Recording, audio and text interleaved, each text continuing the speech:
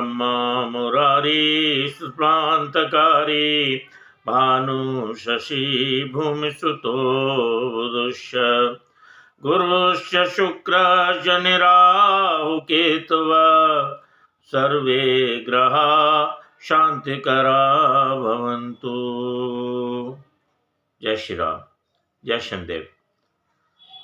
आशा करता हूँ आप सब कुशल मंगल होंगे। ईश्वर की कृपा आप सब पर बनी रहे, यही हमारी अलमाइटी गॉड से प्रार्थना है, ईश्वर से प्रार्थना है।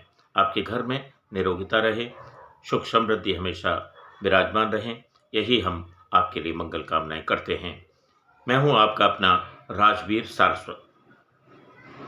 आज इस वीडियो के माध्यम से हम बात करते हैं हमारे देश में पूजा पद्धति की।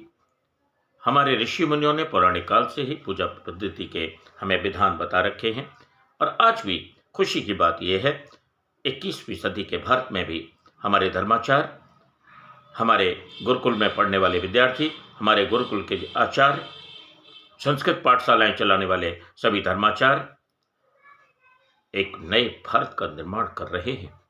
आपको यह आश्चर्य होगा कि नई भावी पीढ़ी संस्कृत के वो आदर्श, भारतीय शैली के वो आदर्श, एक सुसंस्कारित भारत का निर्माण करने जा रही है। ये खुशी का विषय है। भारत विश्वगुरु था, भारत को विश्वगुरु बनने से कोई नहीं रोक सकता। एक फिर से मैकाले की शिक्षा पद्धति के अंतर्गत अंग्रेजी का प्रचलन चाहे कितना ही बढ़ चुका हो, लेकिन भारतीय संस्कृति, भारतीय आदर्श, एक सुसंस्कारित भारत का जितने भी धर्माचार्य हैं, जितने भी गुरुकुल के आचार्य हैं, संस्कृत पाठशालाओं के आचार्यों को, उन गुरुवरों को मैं कोटि कोटि नमन करता हूं, उनको हृदय से धन्यवाद देता हूं। मैंने अपनी स्वयं आंखों से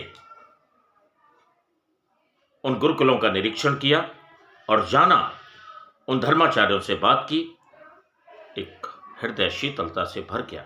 एक नई भावी का पीढ़ी का निर्माण इतने अच्छे तरीके से, उनकी संस्कृत बोलने की शैली, उनके हाव भाव, उनके पूजा करने की जो पद्धति है, और सर्वत्र पूरे भारतवर्ष में हमारे धर्माचार्य जो मेहनत कर रहे हैं, उनके लिए हमारे पास शब्द नहीं है। 21वीं सदी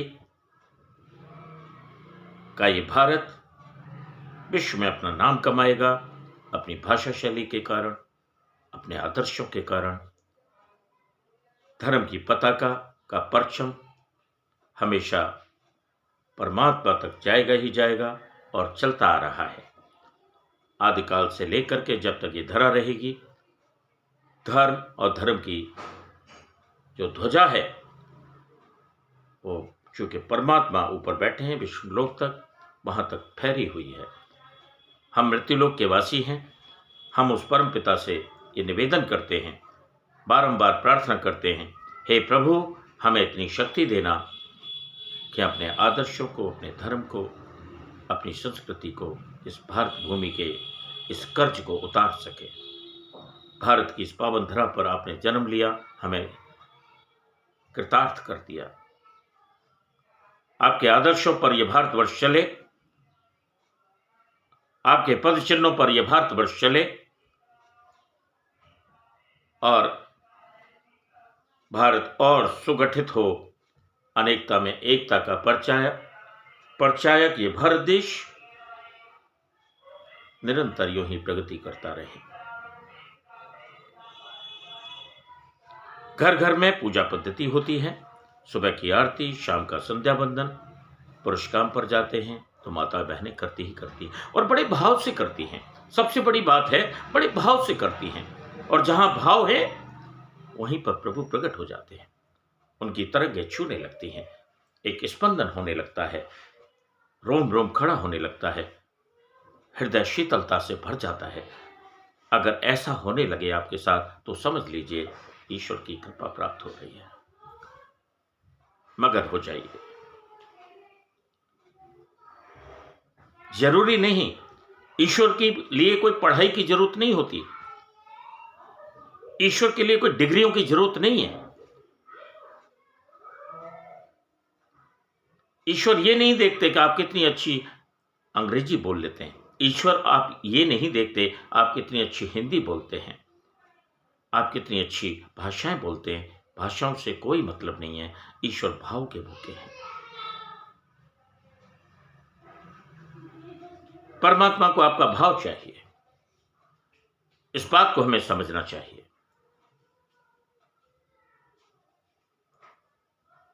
और अपनी मातृभाषा से हमें हमेशा प्यार करना चाहिए। जिस तरह से एक अध्ययन आया, अध्ययन में अवधी भाषा, ब्रज भाषा,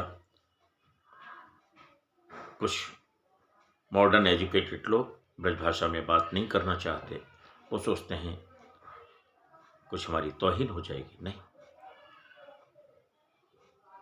एक बात मैं बता देना चाहता हूं, भाषाएं कितनी भी किसी को आती हों, परमात्मा की एक ही भाषा है, वो है उनके प्रति समर्पण, भाव, श्रद्धा।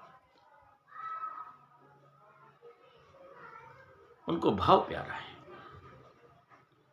आपकी भाषाएं आपके कर्म क्षेत्र में काम आएंगी, आपको जीविकोपार्जन करने में काम आ सकती हैं। आपकी जो टेक्निकल शिक्षा है, प्रोफेशनल जो शिक्षा है, वो आपको कर्म क्षेत्र के लिए काम आएंगी। ईश्वर के प्रति भाव ही काम आएगा। मेरा आप सबसे निवेदन है कि ईश्वर के प्रति भाव जरूर पैदा करें।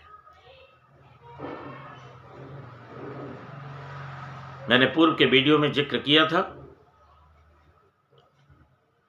हिंदी साहित्य के विद्यार्थी जानते हैं।